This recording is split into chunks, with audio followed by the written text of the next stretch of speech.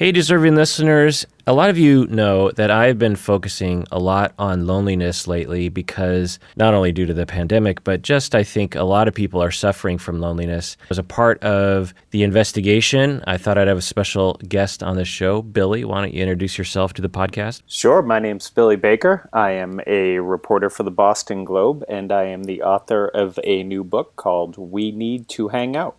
I mean, I guess the easiest thing would be to tell my story, how I got wrapped up in this and ended up writing a book. It started when I was called to an editor's office at the Boston Globe magazine with this, one of the oldest lies in journalism, which is, we have a story you'd be perfect for, and it feeds right into the ego. I march down there. I was like, okay, what is it? And I sit down, and this guy looks at me and he says, I want you to write about how middle-aged men have no friends.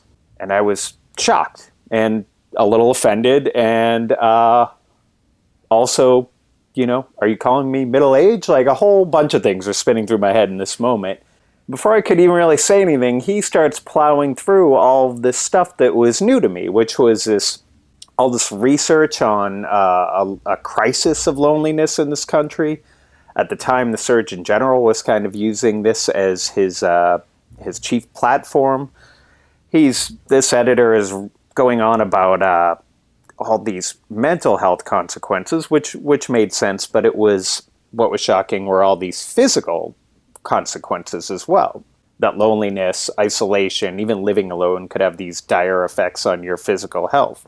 And so I kind of sit there like, I'm still a little lost. What does this have to do with me being perfect for this? And as I walk back to my desk, I'm trying to talk myself out of it. I'm trying to convince myself that I'm not the right guy for this story. I'm not lonely. I've got friends. And as I start going through the list in my head of the people I think of as like my best friends, the people I hang out with all the time, it started to, the reality was like, wait, when was the last time I saw that guy? It's been a month, it's been a year. Like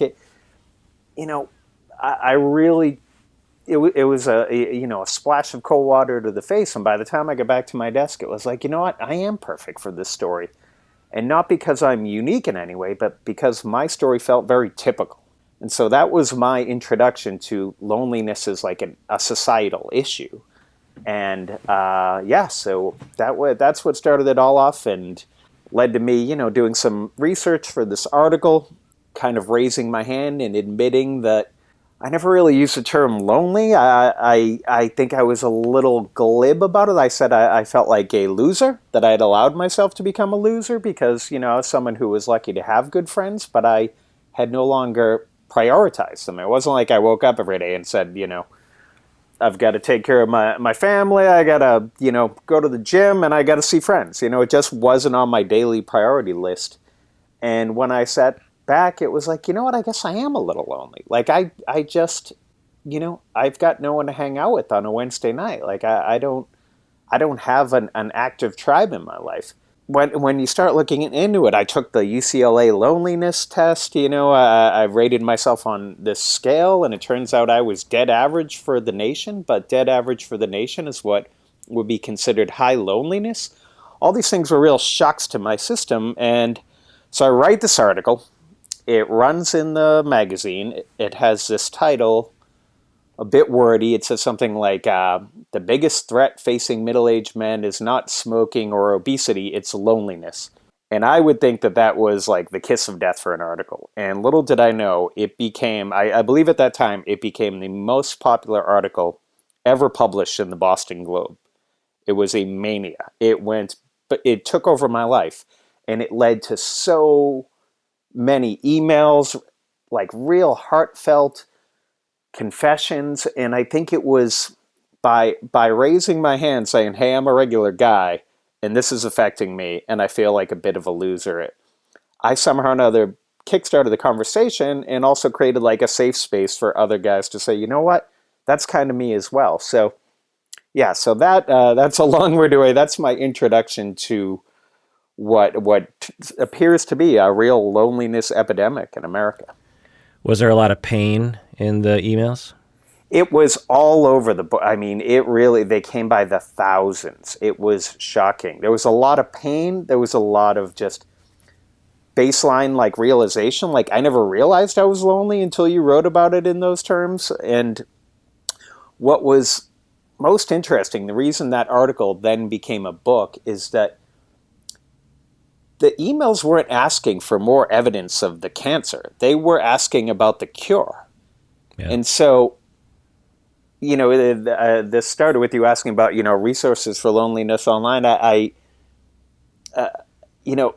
think a lot of people were like, well, all right, the cure for loneliness is friendship, right? Like it seems simple enough, but in this day and age, depending on where you are in life, what age you are, like these things become strangely complicated. And so I set out, I started with the space of like the loneliness epidemic, the health consequences, the science, the data.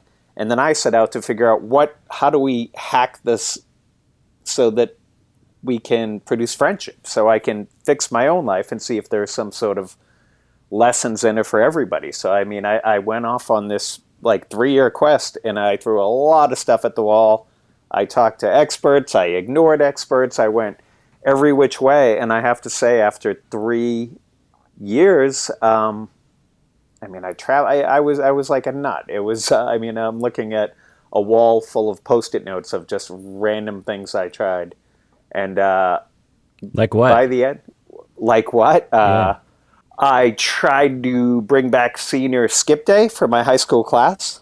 I kind of did the thought experiment, like, what if I could go back with that crew from high school? What was the best day we had? It was that day we ditched out on school. And so, I mean, real loser move. I got on like the Facebook page for the class and was like, hey, I'm bringing back senior skip day.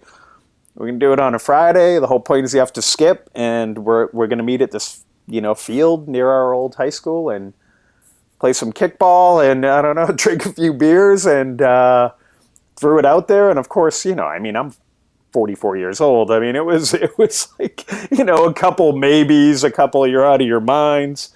And it was one of the most nervous mornings of my life. I got there early. I popped open a beach chair. I sat along the sidelines of a field, and I mean, every dog walker that came by, my heart went up and down, and eventually, sure enough, like I think it was like 30 or 40 people literally skipped out on life and showed up at this field, and it was great. And I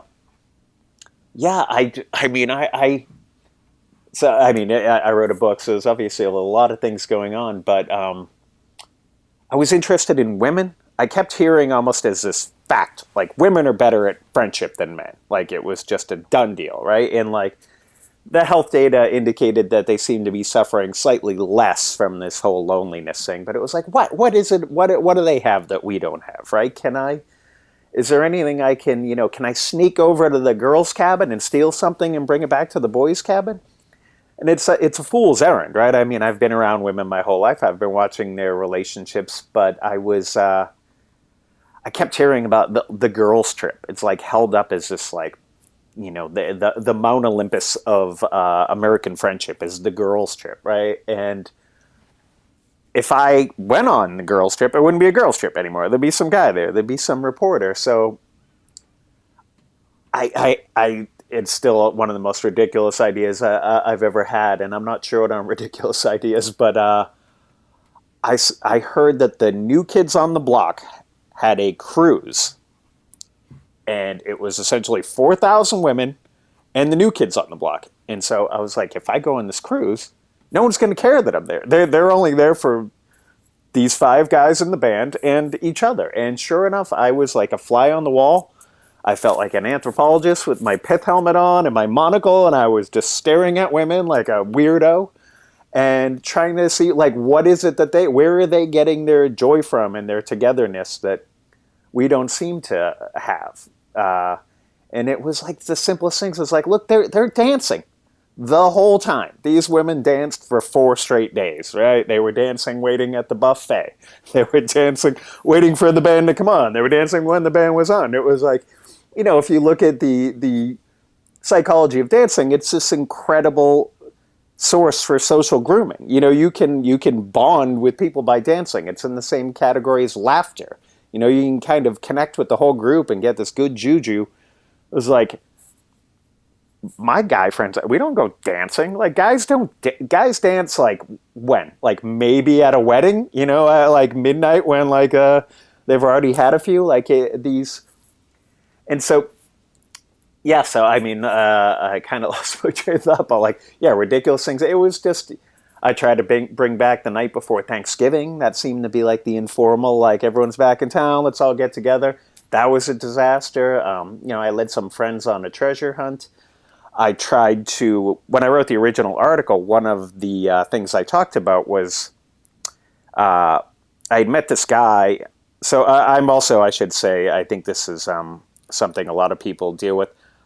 I don't live where I grew up, so I live now, I grew up in Boston actually, but I live about an hour north of the city now. So, I didn't have a built-in community. So when I moved to this community, I met this guy who's, at one point he said this thing and it confused me. He's like, "Oh, I can't do that. I have Wednesday night." And I was like, "Oh, okay. Like, don't we all have Wednesday night? What are you talking about?" He's like, "Oh, right, yeah.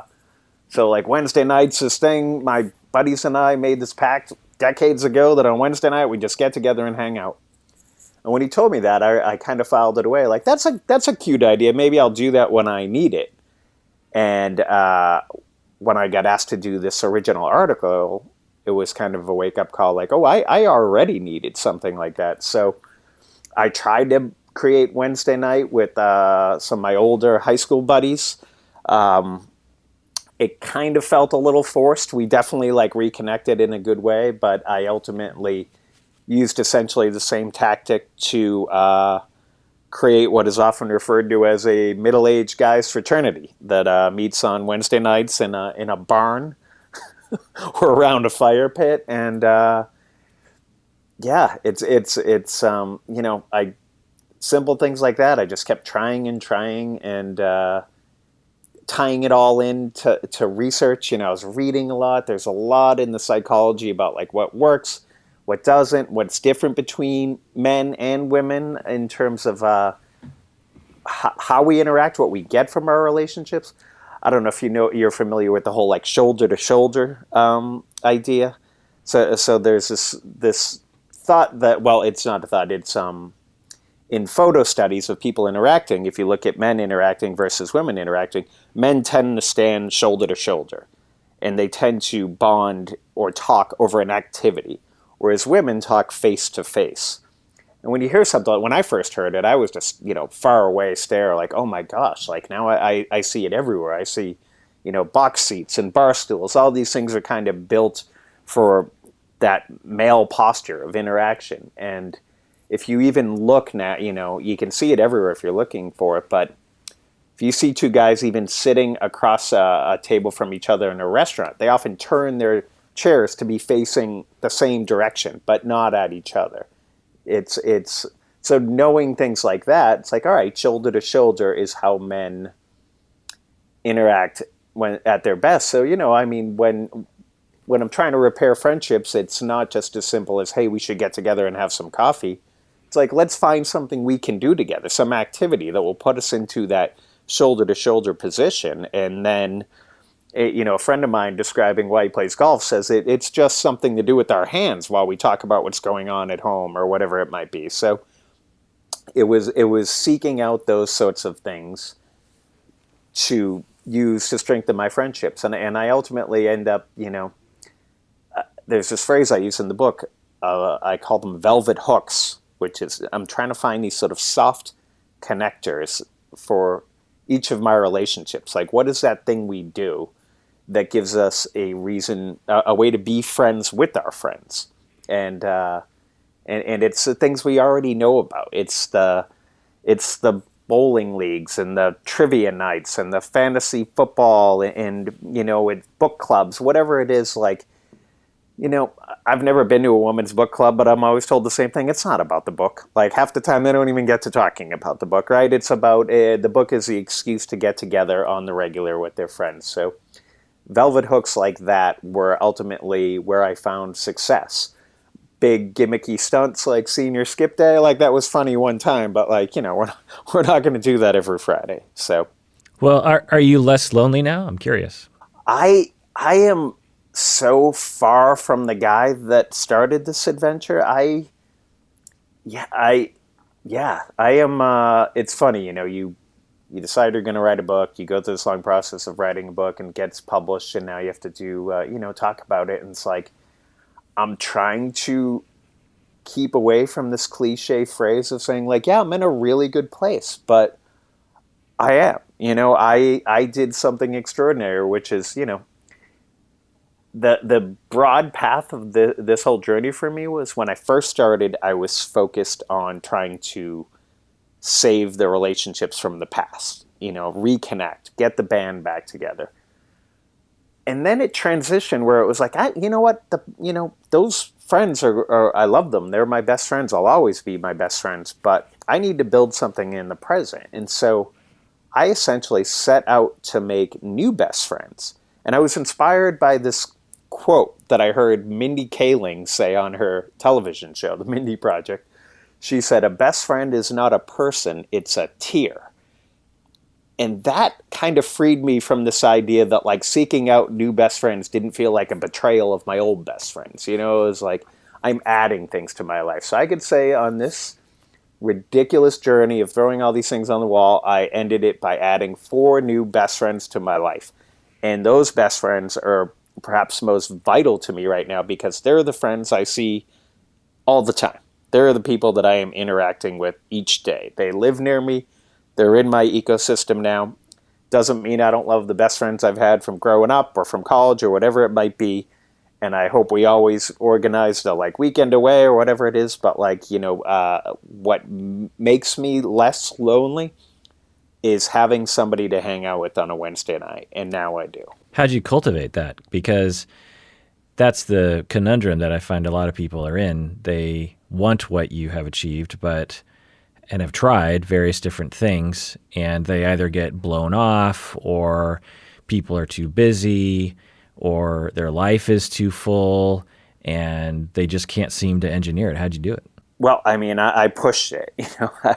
I was diligent about it. But I think because I was approaching it with such intent and vulnerability, which is not a cool guy move, to really be willing to put myself out there. So, I mean, what ultimately worked was, I'm reading all sorts of things about what works, studies, blah, blah, blah. And I had heard a little bit about this when I wrote the original article, and then I looked into it further, which is these things called men's sheds. Have you ever heard about this, the men's shed movement? Well, I've heard of the she shed, so I'm guessing it's related to that. Well, it's actually, so it began in Australia and in the 1990s, and the story is just remarkable. So it begins in like a senior center, and this guy just kind of throws a fit one day, and is like, all the programming is for like women, like it's knitting and bingo, like we need some guy things. And like, without even really getting permission, he goes out behind the senior center, cleans out a shed, and is like, this is the men's shed. The men are just going to hang out here. We just need, his saying was, men need somewhere to go, something to do, and someone to talk to. So he just said, it's a shed. What are we doing here? I don't know. We're just hanging out.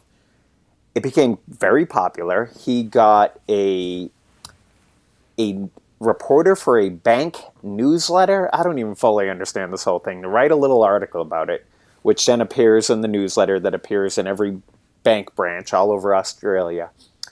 And before you knew it, there were 1,000 men's sheds in Australia.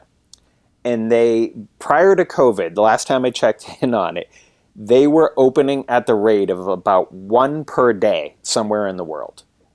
It was this movement happening. So I kind of looked at that, and it was like, to bring friendship into my daily life, I'm going to essentially steal.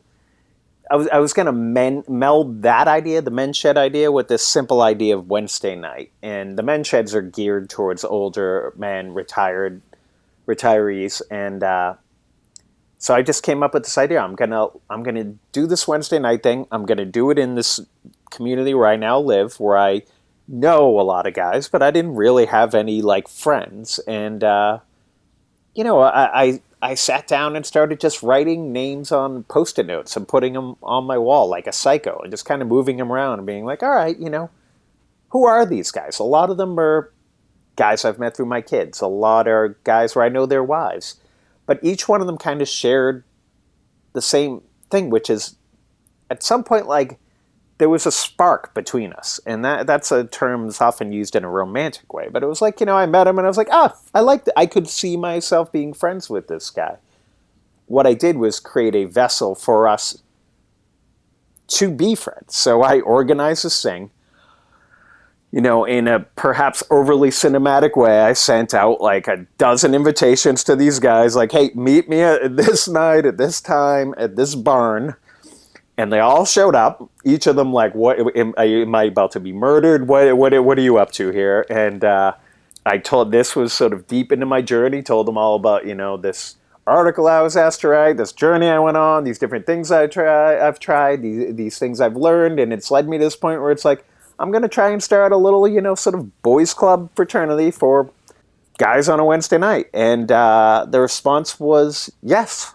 I had stood in front of them. I made myself a little vulnerable. I showed some intent. And that silly little idea, we're recording this on a Thursday. I spent last night standing around a campfire. It's like 20 degrees out, bunch of guys in their 40s, and what did we do? I can't even tell you. We haven't forgotten how to be juvenile, and just that sort of guys standing around being meatheads fills something in me. Like I go home in a good mood, I wake up in a good mood, and I feel. I think the arrival of COVID has raised lots of questions about our social connections, and I feel that I have a tribe now. I have an active membership in a tribe. Were there any speed bumps? Was it just that easy of announcing and then calling people and then having a speech? Because in my experience, that doesn't usually cut it. No, they were. Well, it started off hot, and then it got to like there was definitely a lull of like, what? So what? We're just gonna like show up at this barn every week, and what? What are we're going to talk about our feelings or something like that?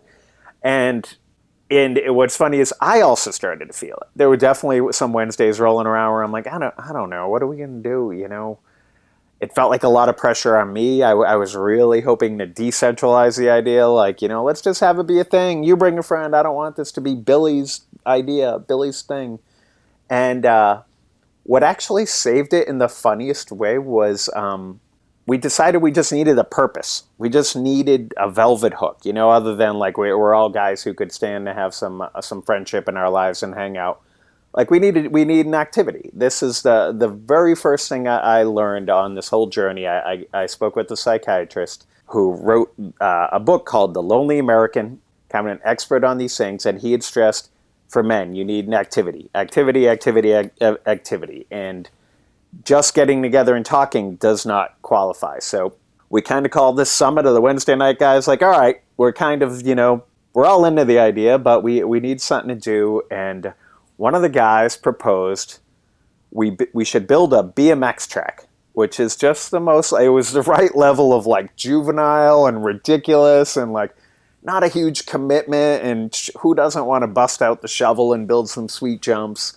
And that was probably, I don't know, a year and a half ago, and we haven't done anything towards this BMX track except sit around and go, yeah, when are we going to actually do that? But there was something about that. It was like this, again, this word, this term, I like velvet hook. It was this idea that like, no, we're a crew that gets together because eventually we're gonna build the BMX track. We just we haven't actually done that yet. So there were some, when I started with a dozen guys, there were some that have kind of drifted away, they've been very nice to me to sort of reach out to me and go, I'm kind of like more of an introvert, or I'm not a big group guy or whatever, but we've got I think there's like 8 guys who are, there almost every time. And what do you do? What are you doing? During COVID, what we've been doing is just basically building huge fires and hanging outside because that's the most we can do. But at this point, we've gone from it being this sort of awkward idea, is it a little forced? Okay, we're this crew that's going to build a BMX track, to like, friendship has just happened. We've all, these guys are like best friends that I'm now texting with every day. And it's funny because my wife asks me that a lot. Like, what do you guys even do? And it's like, I don't know. Just what do friends do? We sit around, we bust each other's balls, and 3 hours go by, and we go home to our families. And Is that part of it to text each other frequently?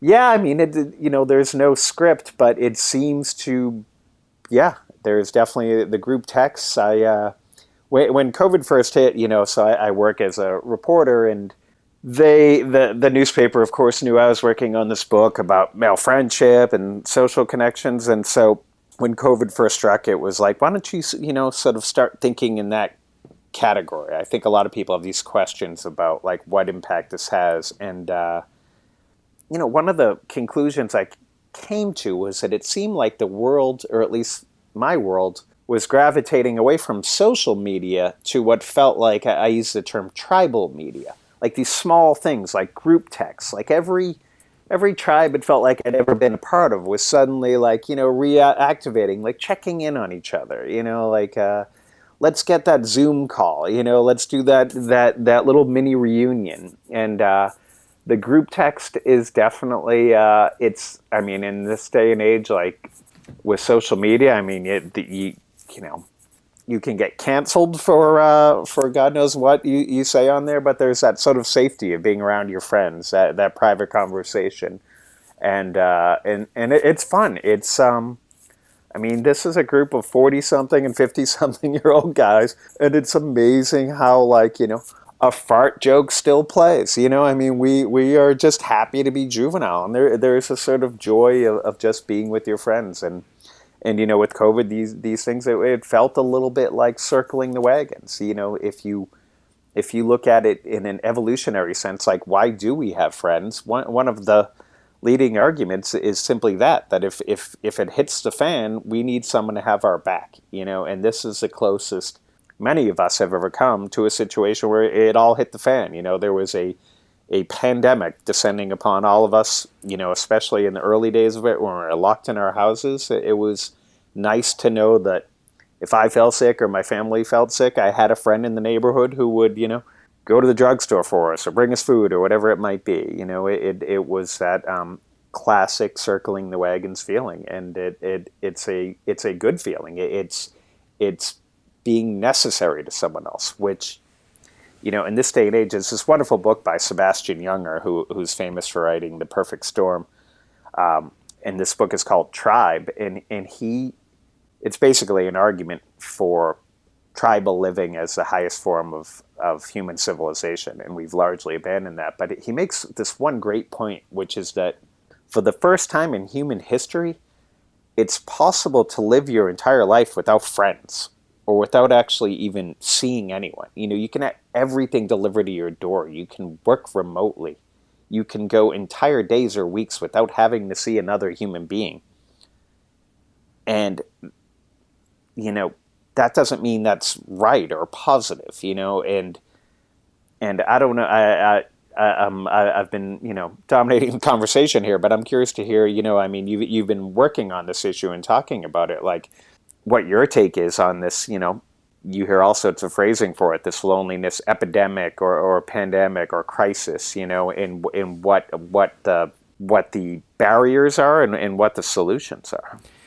Yeah, the way I see it, similar to what you were saying, is that we evolved in a time 100,000 years ago, 200,000 years ago, where there were certain natural things that were an outgrowth of necessity that were simpatico with our physiology and our psychology. For example, there was an overabundance of fibrous food around, and there wasn't much sugar or berries or salty things. And so when you were hungry, there was just like tons and tons of fibrous food. And so we ate we didn't love it, but we ate it. And then every once in a while you'd find a little berry, or you'd find a thing that, a fatty thing or a salty thing. But most of the time it was a lot of fiber. And we know physiologically, that's our healthy diet, is a lot of fiber and a little bit of the other stuff. We need the other stuff, but we don't need to have a lot of it. But given our current society, we have the ability to give us all the sugar and all the salt and all the fat, and we don't have to eat fiber at all. And we have all these health problems. Similar to that, back then, we had a tribe of people, and there were no homes. There were no, contrary to the cliche, we weren't living in caves. We just slept probably in trees or near trees or something. And you were always within eyesight and in earshot of at least a portion of your tribe, if not, often your entire life, as you put it. Your entire life, your kin, your children, your spouse, your parents, your aunts, your siblings, your friends, your cousins are around you all the time. Now we have this ability to not do that anymore. Back then, you couldn't wander off and build your own one-man tribe because you would have died. It just wasn't possible. Now, even up until 50 years ago, it wasn't really possible either, but now it's totally possible. And we have this culture of capitalism and bigger homes, and everyone gets their own car, and it's all about money and materialism and acting tough, and emotions are bad. And so everyone gets diluted into this lifestyle of isolation, and they're wondering why they're anxious and sad and unfulfilled. And in the same way that we have to force ourselves to eat fiber, in some ways, you might have to kind of force yourself to have friends, because that's really what your body wants: fiber, but you don't crave it. Your body needs friendship and companionship and kin to be around you all the time. But we also have this other side of us that wants privacy and that sort of thing, and there's nothing wrong with that. But the point is that that's what we're running into. And it's getting worse as far as I can tell. It's not getting better. The houses are getting bigger. In terms of cause for men, you've been talking a lot about gender and loneliness. Men are socialized to not care about emotions. They're socialized to work and to be held up as, their worth is related to how much money they earn and their prestige. And in some ways to sit, I remember going to the movies, right? You're supposed to have like the heterosexual seat in between you and your friends, right? And that's the joke. But that's not really a joke. It's this thing, like if you see two men in a movie theater together, somehow, one, they're gay, and two, that's a bad thing. And these assumptions just get thrown around very subtly, but very much injected into boys' heads, and they just don't acknowledge it. Now, of course, women have a lot of loneliness too. But I'm curious from you, Billy, because I've talked to so many people about, you a few years ago, where you notice you're lonely and you're trying to get things going, and you're doing the senior skip day, and it's not really working, and maybe you call some old friends, you're trying to get things going, and it just road bump after road bump after road bump.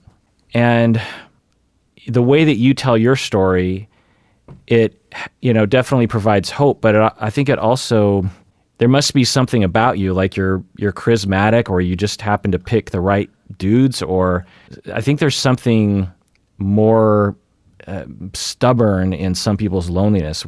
In your travels, what have you learned about that? Yeah, I definitely, I'm fortunate. It worked out for me. And the trick of all this is, since I was thrust into the center of this, and now I'm stepping into the conversation again, like, there are people who are very lonely, and I don't think I ever slid into that category. There are people who really struggle to make friends. They're introverts. They're socially awkward,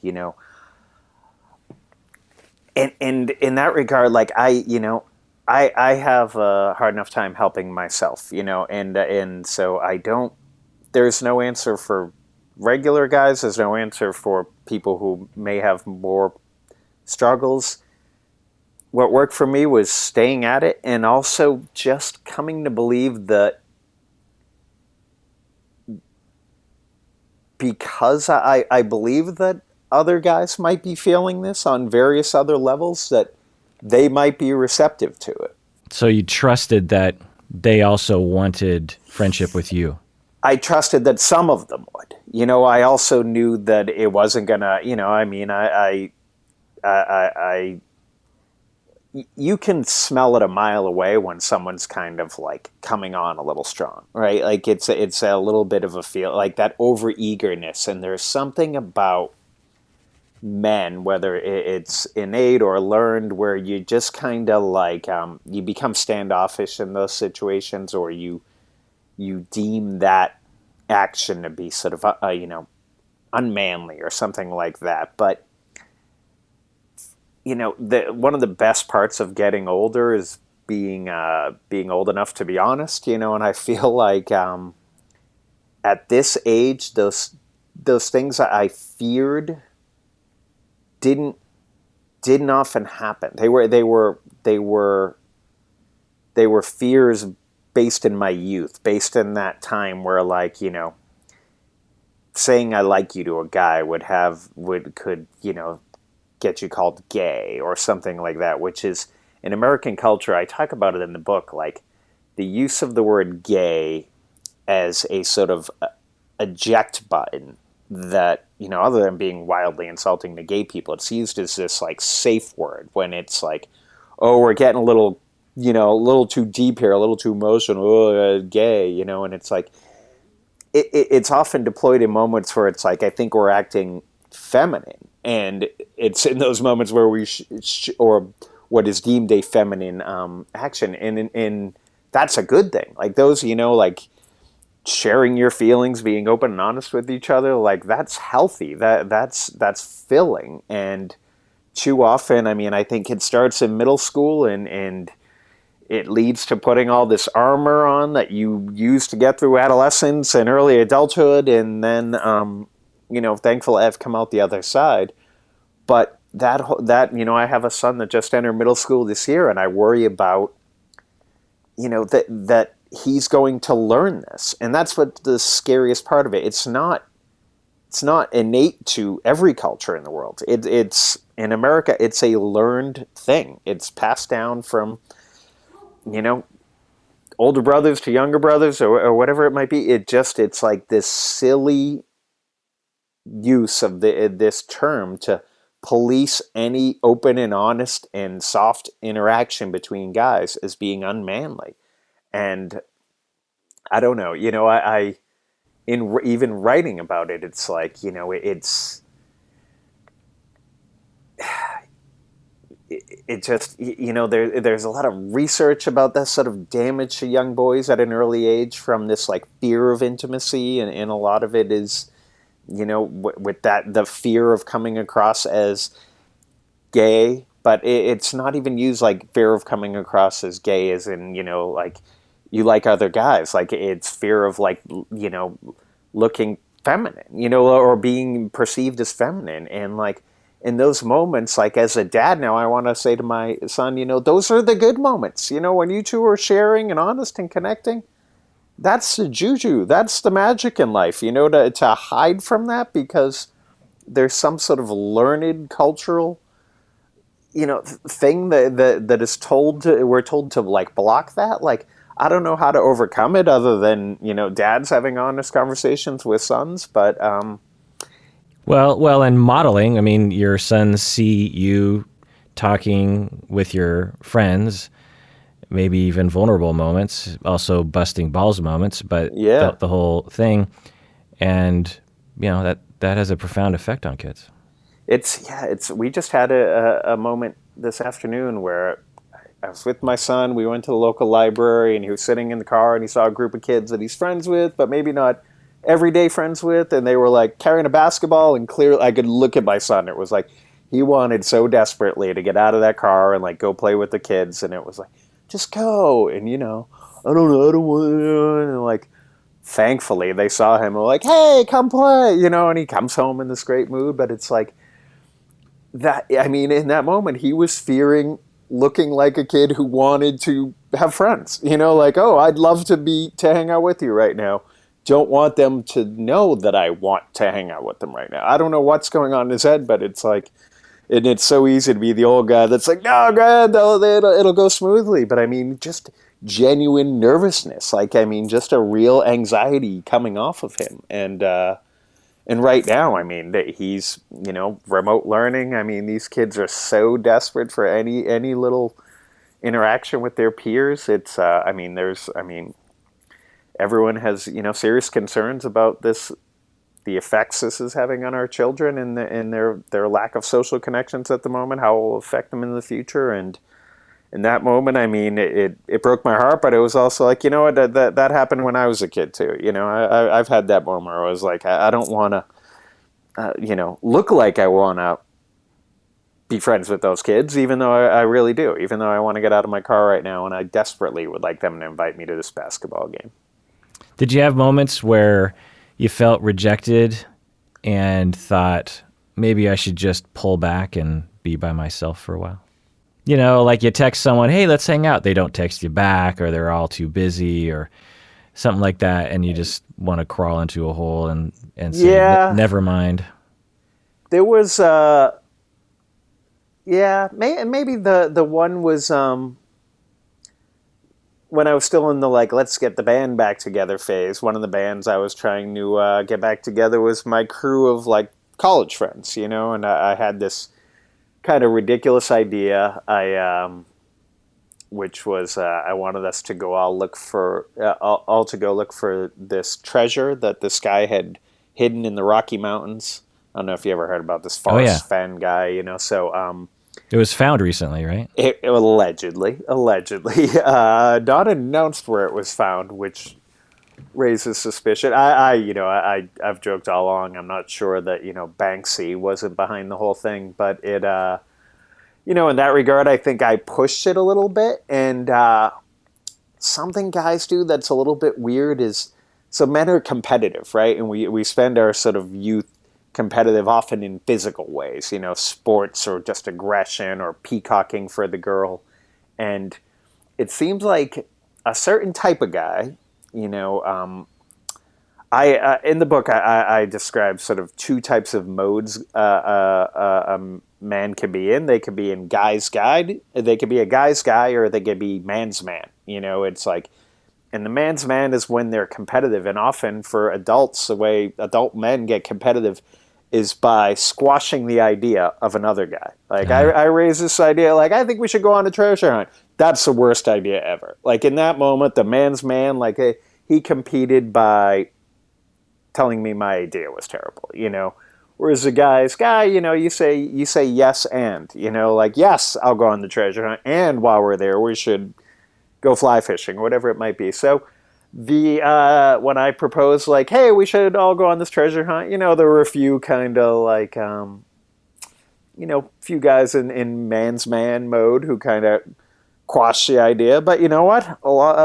Four of us went. We had the time of our lives, and I'd like to think the guys who had their brief moment of feeling like a tough guy by crapping on it wish they had come. We had a great time. We dressed up as the Goonies. We did not find the treasure, but again, I'm not fully convinced it ever existed. But you know what? We found our own treasure, which was wait. So did you have an Asian friend to dress up at? Because I'm Asian, so okay. Did you have an Asian friend dress up as the Asian guy? We did. We very consciously avoided that one. Mostly because that's also the most racist part of the movie. The most racist and also the most difficult costume. He's got to have the punching bag coming out and all the. Yeah, so we just had it just weirdly worked where like the people that went really we had the fat guy, we knew who he was going to be, and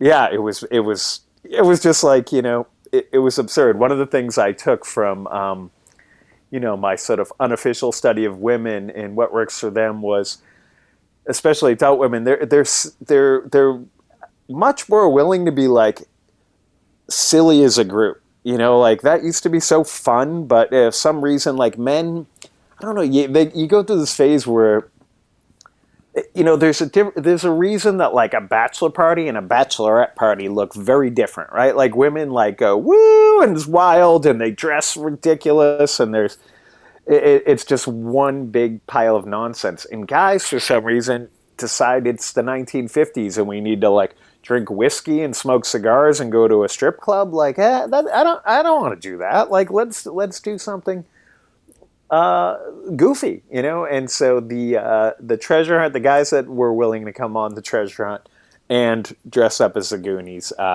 were the ones who were sort of willing to be goofy, and we had a great time. I mean, yeah, it was too fun. I mean, we're flying, everyone's in their costumes on planes, all rendezvousing at the Salt Lake airport, and it was like there's Chunk in his Hawaiian shirt and my friend who I'm sure you remember the Goonies, but Bran, the older brother, had those. I don't even know what they're called. They're like these exercise coil things, like, and I don't know where my friend even found those things, but there he is, in the airport too. It was just it was the best, but that, it's funny. That is the last time I've seen those guys, So that was when I was talking about, like, it was great to get the bands back together, but they live all over the country. So, this journey was twofold. It was like at first I was trying to,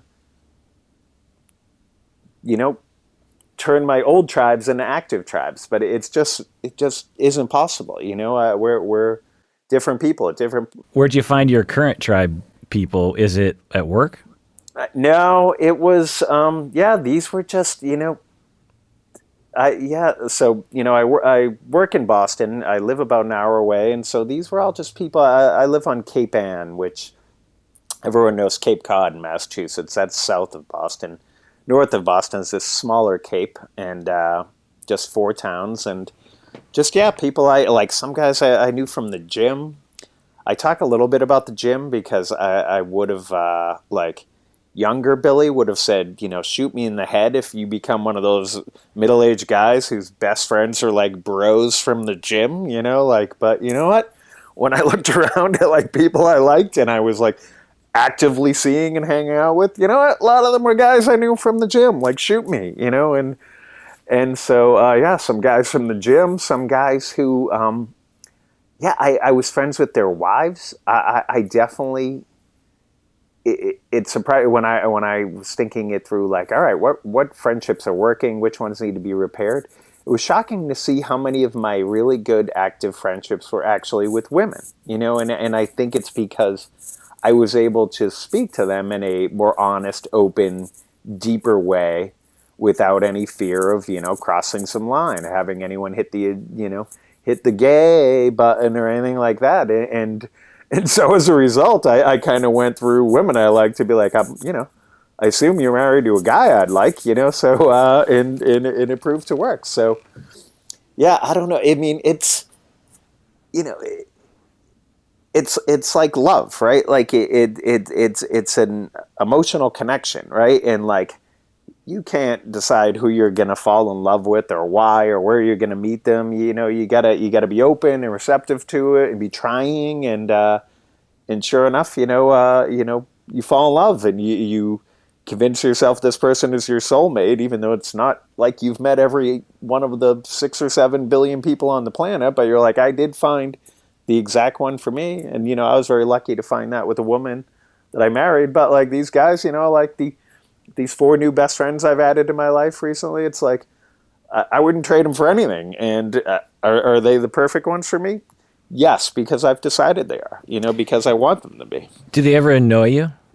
I think it's probably the other way around. Do I annoy them? I mean, can you imagine being friends with the guy who's literally writing the book on friendship and always has a new idea? But they all fit into their categories. Like I read quite a bit about the idea that we have friends, we have friends that slide into different roles. And it's like, you have that friend you'd call when it's like, you know what, I just want to go out tonight and like get blind drunk and forget about everything. And you have that friend you call when you might want to discuss something that's going on in the news, or, we have all these different things. And so, I have friends that annoy me and I annoy them. And I think it's when we're not, And you learn, like, I'm not going to go to him with some personal problem. I'm going to, he's the sort of guy I call when I need to chainsaw a tree in my backyard. And then we'll bond over that, right? Like, that's his thing, We have sensitive friends. We have tough guy friends. We have talkative friends. We have good listeners. You need them all. And at this point, I feel fortunate that I haven't worn them out yet with my stuff. But, we're talking just a few days before this book comes out. And so other than going on this journey, making these friends, then writing a book involving your friends, comes a moment when you have to give them a copy of the book that they are featured in, and cross your fingers and hope that you didn't betray them by airing out too much. And the reception has been just amazing. One of the first things that happened. So I write this original article about how I've become a bit of a loser. I don't know how it happened. It seems that I'm part of this silent majority of people that might be feeling this way. The article goes viral. All of a sudden, there's this week where I am America's #1 middle-aged loser. Like, I am, I'm on NPR. People are writing think pieces. It's all over the place. So I send the article to my two best friends from high school who I'd mentioned in the piece. And I wrote something like, hey, I just don't know if you guys know, I wrote an article about how you guys are lousy friends and I miss you. And one of them writes back and says, oh, man, that hits really close to home, which is why what I'm about to say is not going to go over well. But I forgot to mention that I moved to Vienna.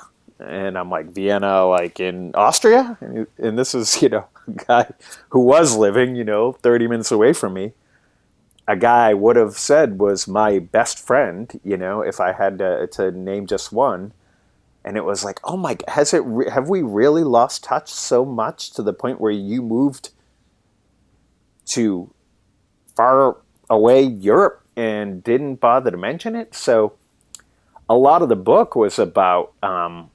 a lot of the beginning of the book was about me flying to Vienna, trying to rescue this friendship and kind of really analyzing our relationship. And so fast forward to me writing a book about it and then having to mail it to him. And I mean,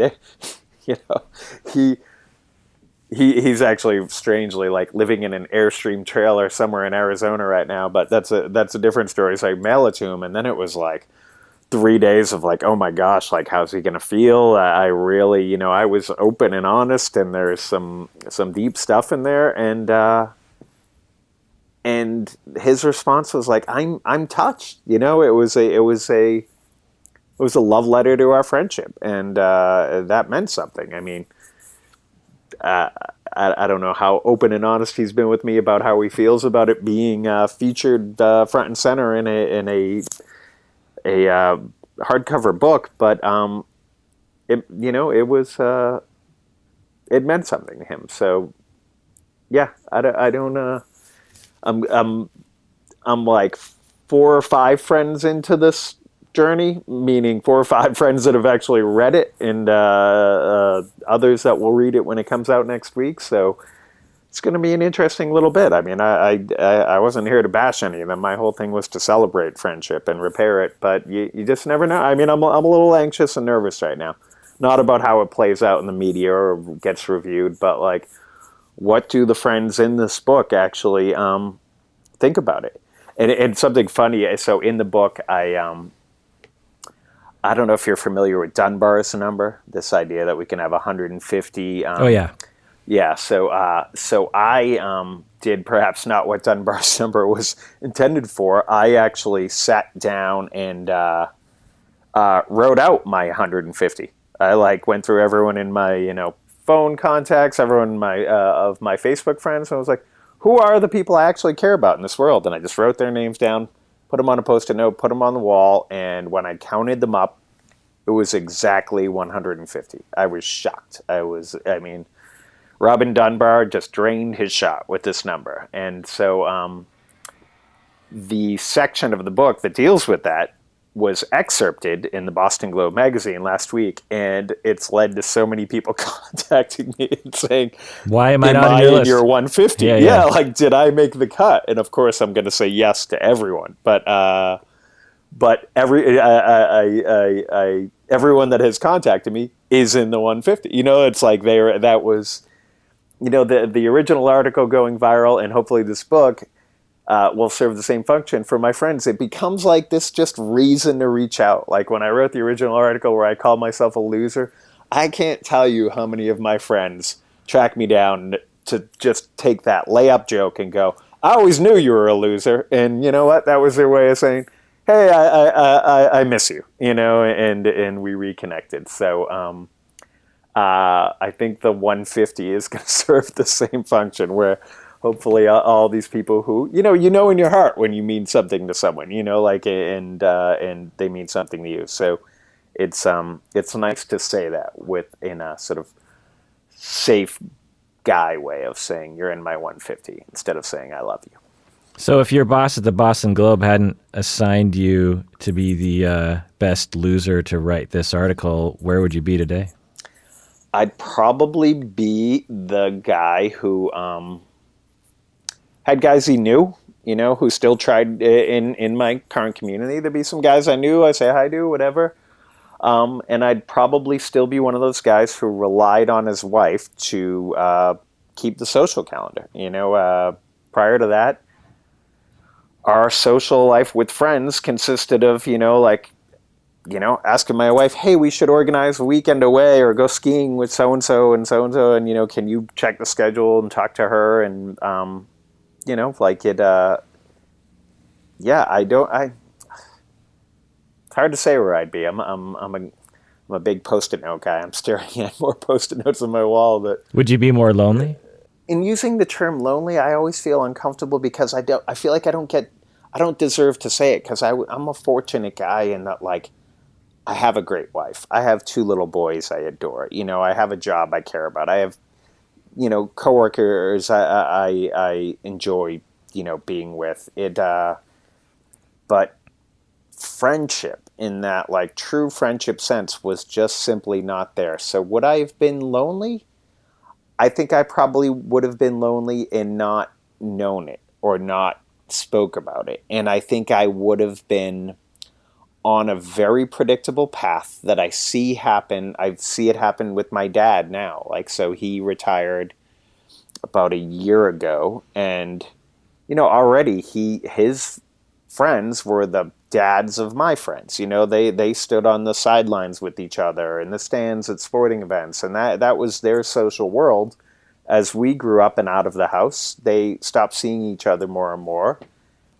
Now he's retired from work, and so he's not having a sort of daily interactions at his job. And like, what is he?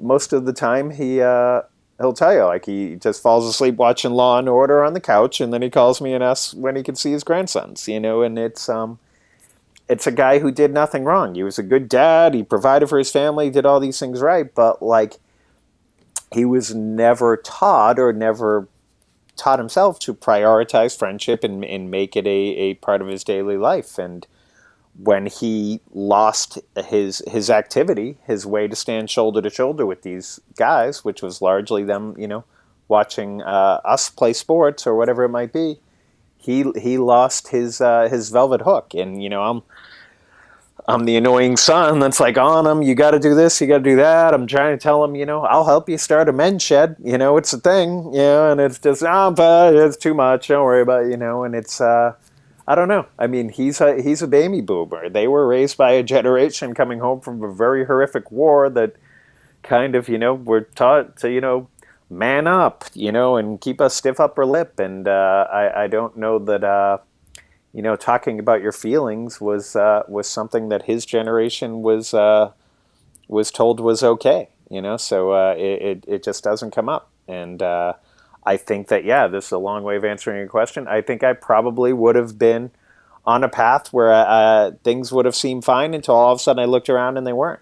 And I think I was even, like, naively thinking, like, yeah, this is just how it is in middle age. And I'll reconnect with my friends when we're retired. We'll hang out on the golf course. We're like, I don't know, I don't even play golf. Like, I mean, it. So yeah, It's hard to say where I would be. I would probably be content, but not emotionally satisfied. At least in this category, this simple category of friendship. So your book comes out in a couple days from this recording, but when this posts, it'll be in the like a week or two in the past. Where can people get your book, and what's it called? It's called We Need to Hang Out. It's a memoir of making friends, and hopefully you can buy it everywhere. But that's the hope. Yeah, we'll see. I'm hoping, that this book does exactly what the original article did, which is inspire people to just make a little bit of an effort. Like the best emails I've received all along this journey is, and they still come now. I got one just the other day. It was a guy like, hey, I've always, this is a long overdue email. I remember reading your original article, and it inspired me to get together with a group of guys, and we now, do this thing or whatever. I mean, it's that simple. You got to take the step, and I bet you the people you step towards are willing to step towards you. You got to believe in it. And yeah, nobody wants to be the kid sitting alone in the cafeteria, that feeling of being a loser. But you know what? Look around the world. Like, everyone's sitting at the table eating alone now. Yeah. Well, thanks for coming on the show, Billy. It was a fascinating story to hear about all your adventures. It's like I could see this being turned into a movie or something, the adventures of Billy Baker trying to make friends or something. Yeah, it's I mean, the book's called We Need to Hang Out, and I feel like it's a challenge, right? It's like it's a call to action. It's that simple, people. We need to hang out. If you don't want to see the doctor, see your friends. Well, thanks for coming on the show, Billy. Awesome. Thanks for having me. And everyone out there, please take care of yourself because you deserve it, and make friends and take that risk because we all deserve it. We really, really do.